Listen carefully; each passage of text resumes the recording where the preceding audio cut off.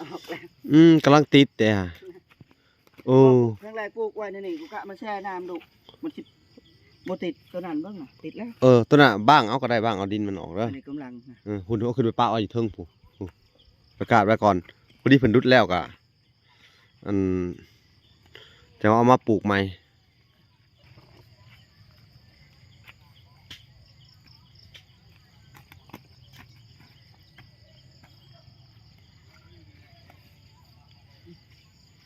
สิงไข่ต้นบัวเลยออกก่อนโอ้ยกำลังมีหากขึ้นมาต้นน่ะโน่คักอลีต้นบัวเลยทมทีแรกเขาได้ปลูกแล้วมื้อนี้ทมทีแล้วจังปลูกใหม่มีหยังนั่นน่ะตายแล้ว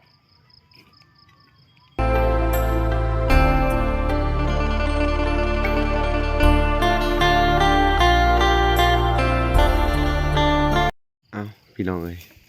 กับสบายดีบรรยากาศยามเช้าๆเนาะพบพ่อกับช่อง YouTube เบาหลาสายบุญคุณธรรมเนาะคือเก่าเส้นเคยพี่น้องเอ้ยเนาะทักทายสบายดี FC ทางฝั่งไทยและ FC ทางฝั่งลาวและ FC ทางต่างประเทศที่รับชมเบาหลาอยู่พี่น้องเอ้ยเนาะกับสบายดีพ่อแม่เนาะอยู่ทางเมืองนอกเมืองนามาเบิ่งสาววันเพิ่นบ้างเอาน่ะให้ดินติดน้ำเนี่ยเด้อบ้างเอาอันเครื่องปลูกออกพี่น้องเอ้ยเป็นอยู่แล้วเป็นอยู่มันบอกแม่นมันติดง่ายบ่ต้องถมร้ายก็ได้หัวจิงไข่นี่ไม่ใช่ใช่ติดเบ่แล้วเนาะโอ้กองง่างเนาะบ่ได้รามนั่นดิมันติดไว้โดยให้เพิ่นเฮ็ดเพราะว่าเป็น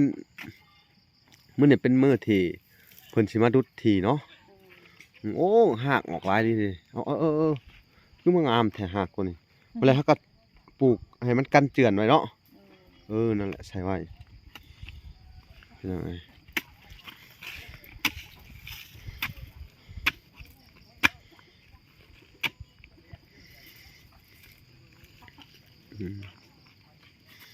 เอาสบายดีเด้อสบายดียามเช้าๆเอาไว้โดยเนาะต้นบุรพาบ่บ้างมันเดี๋ยวมันตายผู้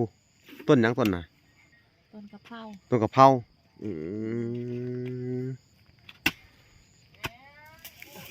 ตัดภาพมันอยู่ทางไอ้แก้วป๊อดไอ้แก้วเป็นอะไรละบาทเนี่ยลดโลโอ้มากิ่งโคนใหญ่แถวบาทนี่เนาะโอเคง่ายเนาะเพิ่นเห็นเนาะพี่น้องสบายเลยลดโลเพิ่นมา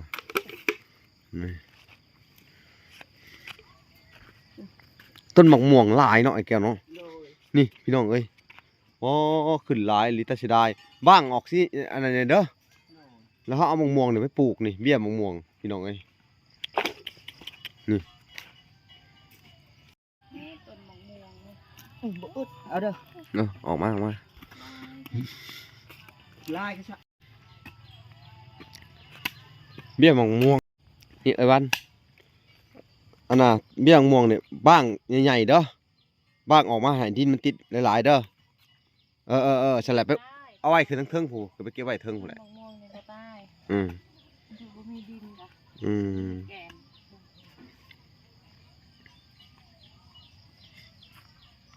นี่พี่น้องไอ้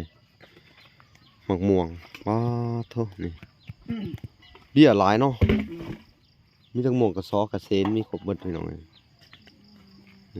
เคยเสียดายนี่ติดมาเลยต้นกระเพราแดงครับผัดใส่โอ้ใส่เกลือใส่นี่ก็ได้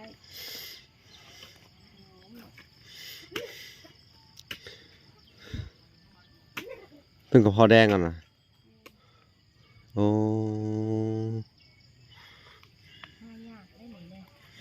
บอกมันไม่หวานบ่ได้ไปหาโอ้ยเขากำลังสิออกแล้วกำลังติดแต่ครั้งแรกปลูกไว้ในนี่กูกะมาแช่น้ำดูมันสิบ่ติดตัวนั้นเบิ่งน่ะติดแล้วตัวน่ะบ้างเอาก็ได้บ้างเอาดินมันออกเด้ออันนี้กำลังหุ่นเอาขึ้นไปป้าเอาอยู่เทิงผู้ประกาศไว้ก่อนพอดีเพิ่นดุดแล้วก็อัน จะเอามาปลูกใหม่ จักละ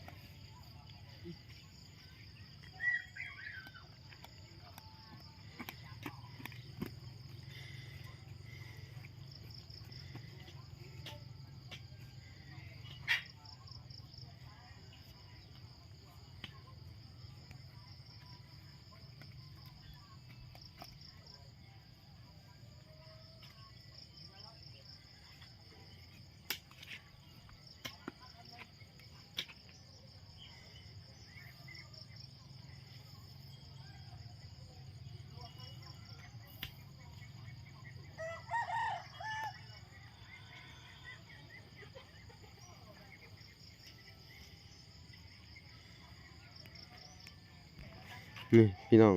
คนออกมามัด หัวขาก็ต้องเอาออกเนาะ โดย หัวขาได้เนาะ ไม่โดย อ๋อเธอหัวสิงไข่ต้นบัวเลย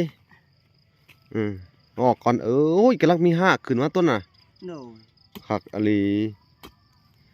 ต้นบัวเลย ได้ทมทีแรกเขาได้ปลูกแล้วมื้อนี้ ท้องทีแล้วจังปลูกใหม่ โดย มีหยังนั่นน่ะ ตายแล้ว ต้นหยังนี่กำลังเบาะปลูกหยังอันนี้นี่เป็นคุมหน่อยๆเพิ่นว่า จักก็ยังได้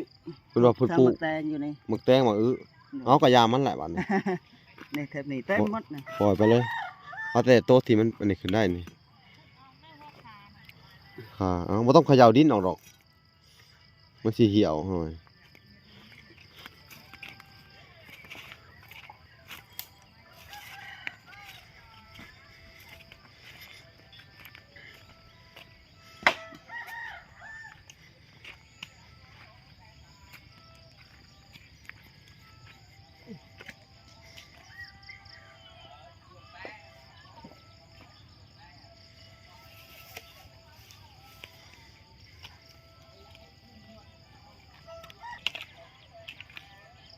แม่นางกำลังติด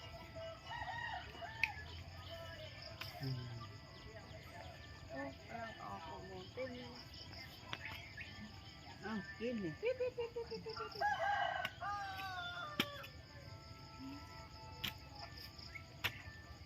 พากันตื่นแต่เช้าๆเลยเนาะ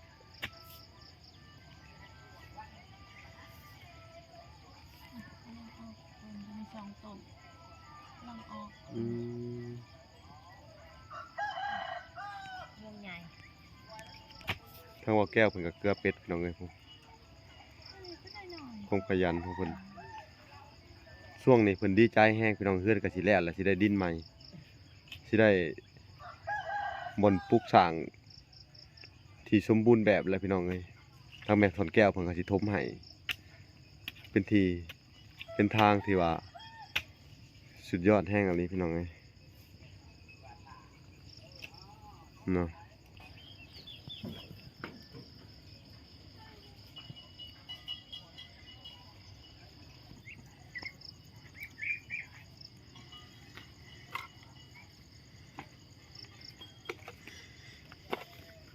คือผักหอมอันนี้กำลังติดผักหอมลาบ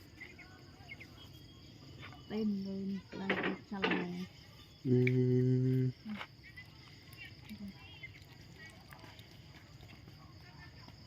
หอมลาบอากาศเจอเลยมีชะละแหน่กำลังออก กำลังออกวะกำลังติดเนาะ กำลังติด ตัวนี้เพิ่นสิอยู่ดินมาฮอดพี่แหละนี่พี่น้องพัก ที่ฮอดพี่บอก เพิ่นฮอดนั่นแหละ แล้วอันนี้ล่ะ กระยามันน้อยเดียวหนึงดอกก็บ่ได้ทมขึ้นมาพี่ดอกทมมาจูกันอยู่นั่น เพียงตัวนี้แล้วนะ นี่ชม ทมเพียงเพียงนั่นแหละมีแต่เจ้าลือเนาะ จะเสียดายผักอันนี้ไม่เอาจากสตินมาตัดตกไปก็ดีแล้วเนาะนี่ต้นใหญ่นี่ลมมันแห้งโอ้ยมือนานอย่างเลย บ่ตัดกระยาบ่เป็นหยังดอกถ้าทมขึ้นมันก็สิเพียงแองแห้งแน่นหนาต้นนี้บ่ต้องมันบ่ฮักง่ายมันแก่นเฮ็ดเป็นห่ม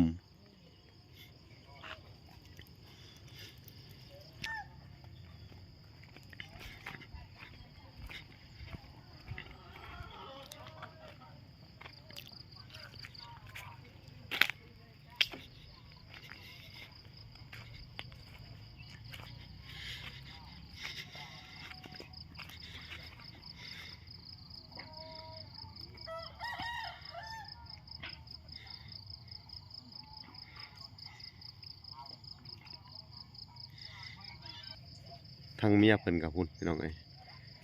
ส่วนผัวโอ้เอาย่อขึ้นอุ๊บอุ๊บอุ๊บ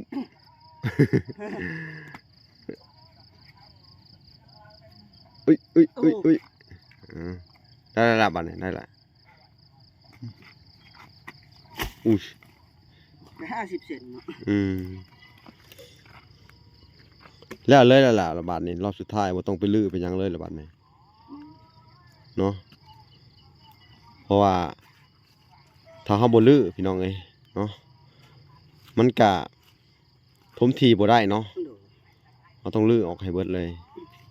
อันนี้ซันนี่บ่เขาเฮ็ดใหม่เฮาก็บ่เป็นหยังเพราะว่ามันเป็นหน้าที่ของเฮาอยู่แล้วเนาะเราต้องเฮ็ดมันบ่ล่ะ โดย หุ่นหัวก็เอาลักหัวออกพี่น้องเอ้ยเมียเพิ่นก็ผู้เอาเครื่องปลูกของฟังออกให้เบิดเพิ่นว่าผู้ เอ้า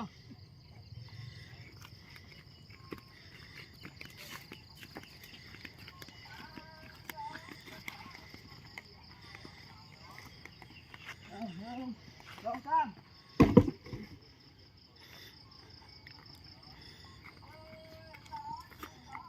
ตื่นแต่เช้าๆมาพี่น้องเอ้ยมันบ่ใหญ่ดอกบัดนี้รถเขาสิลงไปดุดออกมาจังหั่น มีสิเก็บพี่น้องเก็บกิน ถ้าบ่ไหว้ก็หาม2คนเด้อ อยากได้เสาใหญ่นะ ชาวยายคือ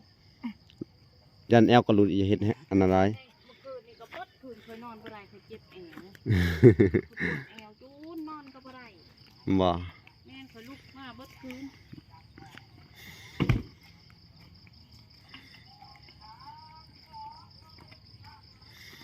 ถ้าบ่ไหว้ก็ย่อ2คนเด้อ โดย เอาตัวหน่อยนะเนี่ยมื้ออื่นก็พุดไม้บ่ได้ไล่มื้ออื่นก็ทมแล้วมื้อนี้มื้ออื่นก็งานไม้ยันหัวมันเขามาก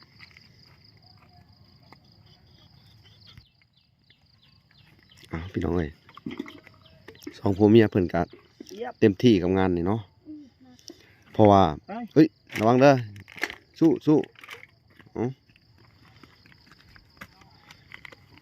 อุ๊บระวังเด้อก่อนทีไปแล้วเออ เดี๋ยวคอยกิน คอยกิ้งไป อืม ใช่น้อย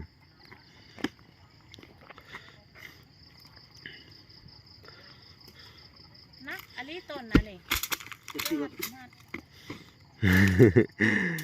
มันเป็นต้นอะไรนั่นเนี่ยฮะต้นเชือกเอามาย่อใส่กันเลยฮะมันหนักกิ้งไปซะ นี่ อยู่ทับมือกล้องโอ้ระวังเด้อออกเด้อมันจะกิ้งไปคุณนะเจวัน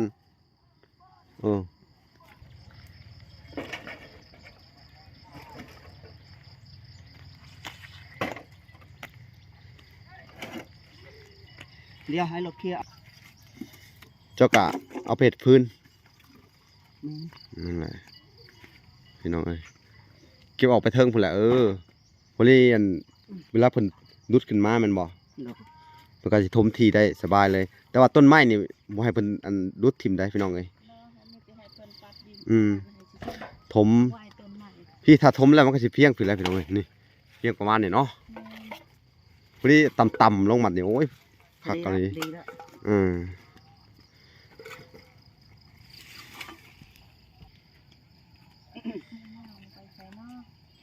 มันยาวพูดเอาไปข้างๆนะ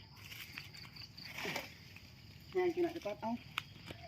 เห็ดผื่นได้